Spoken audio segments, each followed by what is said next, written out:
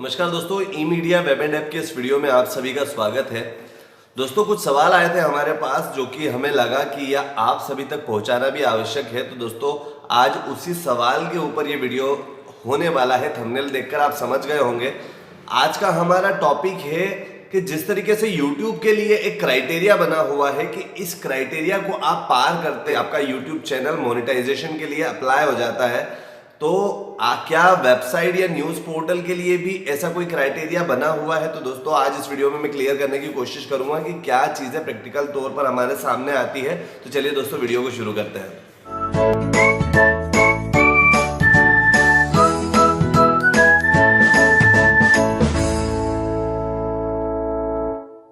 तो दोस्तों, आज इस वीडियो में हम बात करने वाले हैं कि जिस तरीके से YouTube चैनल का एक क्राइटेरिया बना हुआ है। आप जानते होंगे, अगर आप YouTube चैनल चला रहे हैं या फिर आपने YouTube चैनल के ही कई वीडियो में देखा होगा कि YouTube चैनल कब अर्निंग शुरू करता है या शुरू करने के लिए पात्र होता है। तो उसके लिए क्राइटेरिया बना हुआ है कि मिनिमम 1000 सब्सक्राइबर आपके होना चाहिए और 4000 घंटे वॉच टाइम। और उसमें भी ये चीज़ एक लाइन दे रखी है या ये एक आपको एक डेडलाइन दी हुई है कि 365 दिनों के अंदर, मतलब पिछले 365 दिन, मतलब एक साल के भीतर आपका 1000 सब्सक्राइबर और 4000 घंटे वॉच टाइम होना चाहिए। सब्सक्राइबर तो आप समझते हैं, वॉच टाइम का मतलब ये होता है कि आपके जितने भी वीडियो डले हुए हों, वो भले एक वीडियो हो या 50 वीडियो हो, उन वीडियो को जितनी बार लोगों ने देखा, तो जो टाइमिंग नोट होती है कितने मिनट देखा, उन सभी टाइमिंग को ओवरऑल वीडियो का जोड़ा जाए तो वो जो कहलाएगा वो होगा वॉच टाइम। 1 घंटा, 10 घंटा, 50 घंटा, वैसे 4000 घंटे होना चाहिए एक साल के अंदर,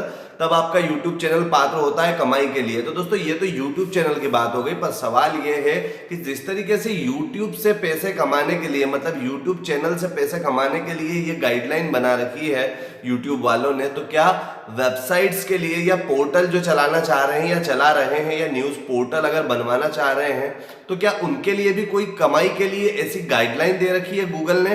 तो आज यहाँ पर मैं आपको ये बताना चाहूँगा इस वीडियो में कि दोस्तों, अगर देखा जाए तो ऐसी कोई गाइडलाइन का वीडियो या ऐसी चीजें आपको देखने को नहीं मिलने वाली कि जहां पे रिटन तौर पर लिखा हो कि वेबसाइट के लिए कोई गाइडलाइन हो। पर मैं आपको अपने एक्सपीरियंस से ये बताना चाहूंगा कि प्रैक्टिकल तौर पर अगर देखा जाए तो हाँ, कुछ गाइडलाइंस ऐसी होती हैं जिन्हें आपको ध्यान रखने की आवश्यकता है। उन चीजों पे, उन बिंदुओं पे अगर आप ध्यान देते हैं, तब आपका चैनल पात्र हो जाएगा मोनेटाइजेशन के लिए या फिर कमाई करने के लिए।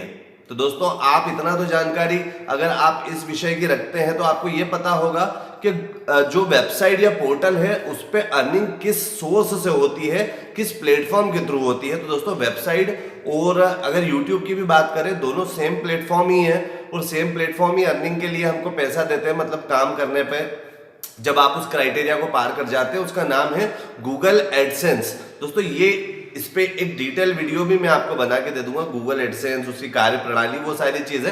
पर अभी हम बात करेंगे इसी प्लेटफॉर्म के थ्रू वेबसाइट और पोर्टल्स पर भी अर्निंग होती है और इसी प्लेटफॉर्म के थ्रू यूट्यूब चैनल पर भी अर्निंग होती है।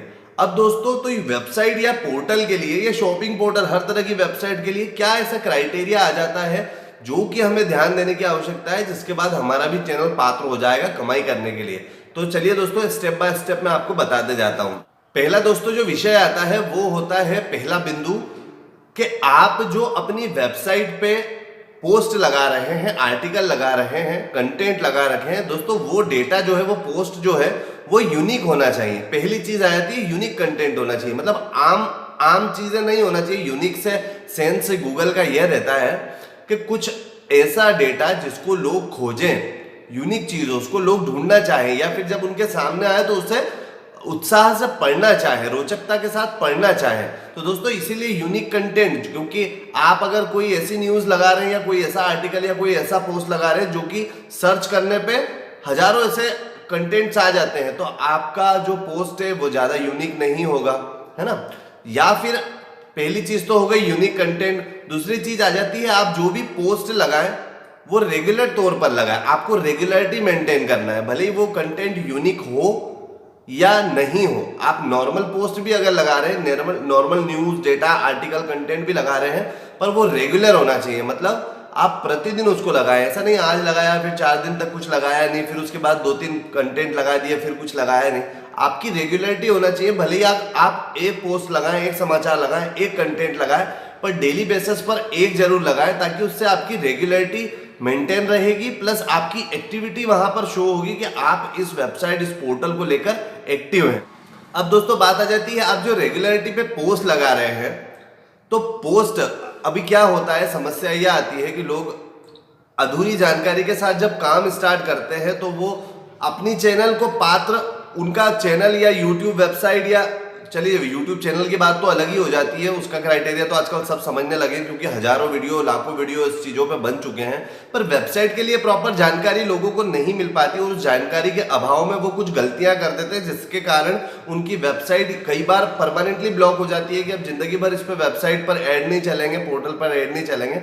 उन चीज़ों के बारे में अवेयरनेस जरूरी है। तो दोस्तों इस वीडियो के माध्यम से मैं वही आपको सभी को जानकारी देना चाह रहा हूँ कि क्या होता है, लोग अधूरी जानकारी के साथ गलतियां कर देते हैं, पहले ही गूगल एडसेंस के लिए अप्लाई कर देते हैं और वहां से उनकी वेबसाइट का रिजेक्शन आ जाता है। मतलब वो एक रिजेक्शन वाली लिस्ट में आपकी वेबसाइट पहले ही आप उसे एंट्री करवा देते हैं। तो दोस्तों उसके लिए हमें वेबसाइट को पात्र बनाना होगा। तो जहां पर रेगुलरिटी पोस्ट की बात आती है, आप जो रेगुलर लगा रहे हैं पोस्ट, वहां पे एक चीज का विशेष ध्यान दें कि आपकी पोस्ट पर रेगुलर बेसिस पे, भले ही आप एक पोस्ट लगा रहे हैं या दिन में 10 पोस्ट लगा रहे हैं, ओवरऑल उसके जो व्यूज होते हैं, रेगुलर बेसिस पे जो व्यू आ रहा है, उसका ट्रैफिक आ रहा है, वो ट्रैफिक जो है आपका, वो ट्रैफिक आना चाहिए मिनिमम 500 व्यू प्रतिदिन और मैक्सिमम 1000 से ऊपर। मतलब 500 से 1000 के बीच में आपके रेगुलर बेसिस पर व्यू अगर आते हैं पोर्टल के ऊपर, तब आप उसके स्टेप के आगे आगे जा सकते हैं। उसके आगे और मैं अभी वीडियो में बात करने वाला हूं।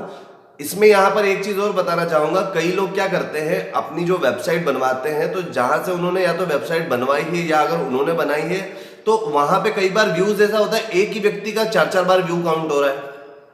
एक ही व्यक्ति अगर पोस्ट देख रहा है, फिर उसके बाद दूसरी पोस्ट देख रहा है या उसको 4 बार रिफ्रेश कर रहा है, तो उसके 4 व्यू काउंट हो रहे हैं। ऐसी स्थिति में आपको जो एक्चुअल व्यू आते हैं, वो एक्चुअल व्यू पे ध्यान देना है।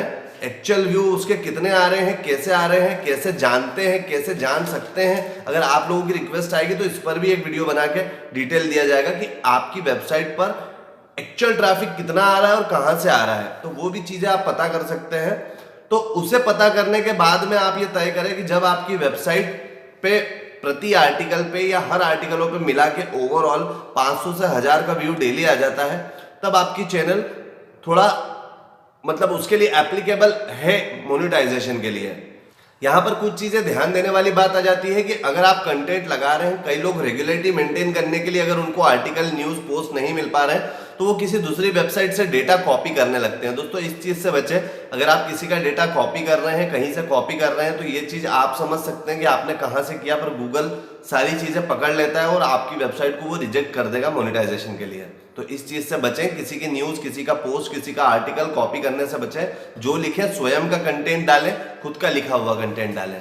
और इसमें इतने जो बिंदु है दोस्तों, बिंदु कई सारी ऐसी बातें जिनका ध्यान रखना चाहिए, पर चूंकि वीडियो में जो विशेष चीजें हैं जिसके कारण सबसे ज्यादा रिजेक्शन होते हैं, उन टॉपिक्स की ही हम बात करते हैं। तो जिसमें लास्ट चीज आ जाती है, गूगल गाइडलाइन फॉलो करें। अब दोस्तों कंटेंट राइटिंग के लिए गूगल गाइडलाइंस क्या है, इसके ऊपर ऑलरेडी कई सारे वीडियोस यूट्यूब चैनल के ऊपर अवेलेबल है। या गूगल पे सर्च करेंगे गूगल गाइडलाइन या कंटेंट राइटिंग गाइडलाइन, है ना, ऑफ गूगल, तो आप इस तरीके से सर्च करेंगे तो आपको कई सारी चीजें पता चल जाएगी। इंग्लिश में पढ़ सकते हैं, उसे कन्वर्ट हिंदी में करके पढ़ सकते हैं। उन गाइडलाइंस को पढ़ें। विशेषकर उसमें कुछ बातें ये होती है कि आपका जो कंटेंट हो वो यूनिक हो, आपका जो कंटेंट हो वो कॉपी किया ना हो, आपके जो कंटेंट हो वो इसमें कोई शब्दावली ऐसी आपत्तिजनक ना हो जिसमें जातिवादक शब्द हो, धर्मवादक शब्द हो, जिसमें कोई गाली गलौज हो, या कोई आपत्तिजनक ऐसी आपने बातें लिखी हुई हो, या फिर कोई अश्लील चीजें उसमें आप प्रेजेंट कर रहे हो। ऐसी चीजें नहीं होना चाहिए। ये गूगल गाइडलाइन के अंतर्गत आता है।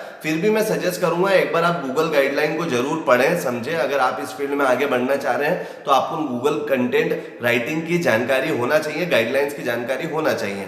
और इन गाइडलाइन को फॉलो करने के बाद में आप अपनी वेबसाइट जो है, जब इतने आपने जो मैंने बातें बताई, इन चीजों को फॉलो करते हैं और ये चीजों को आप क्रॉस कर जाते हैं, तब आपका चैनल पात्र है उन मोनेटाइजेशन को लेके, अर्निंग को लेके, तब आप गूगल एडसेंस के प्रोसेस पे आगे बढ़ सकते हैं। गूगल एडसेंस पे अप्लाई करने की प्रोसेस क्या है उस पर डिटेल वीडियो बनाया हुआ है, आप उसे देख सकते हैं। हमारे चैनल पर गूगल एडसेंस नाम से एक प्लेलिस्ट बनी हुई है, गूगल विज्ञापन नाम से प्लेलिस्ट बनी हुई है। साथ ही हमारे चैनल पर आपको गूगल एडसेंस की प्रोसेस स्टेप बाय स्टेप सारी चीजों के बारे में जानकारी मिल जाएगी, उन्हें भी देखें, डिस्क्रिप्शन में लिंक भी दे दिया जाएगा। आई होप आपको समझ आया होगा कि जिस तरीके से YouTube अर्निंग की एक गाइडलाइन बनी हुई है, तो वेबसाइट के लिए भी कुछ क्राइटेरियाज है, इन चीज़ों को हमको फॉलो करना होता है, देन हम अपनी वेबसाइट को कोशिश कर सकते हैं कि यहाँ से अर्निंग करें। और जब सीधी सी बात है इन गाइडलाइंस को आप फॉलो कर लेते हैं, स्वाभाविक सी बात है आपकी गूगल और से अर्निंग स्टार्ट हो जाएगी आपकी वेबसाइट पर, और आप एक अच्छा खासा अर्न घर बैठे कर पाएंगे। आई होप आपको ये टॉपिक समझ में आया होगा। अगर वेबसाइट बनवाना चाहते हैं, पोर्टल बनवाना चाहते हैं, तो ई-मीडिया वेब एंड ऐप से कॉन्टैक्ट कर सकते हैं। हमारा कॉन्टैक्ट नंबर है 7999906109। मिलता है अगले वीडियो में नए टॉपिक के साथ, तब तक के लिए नमस्कार।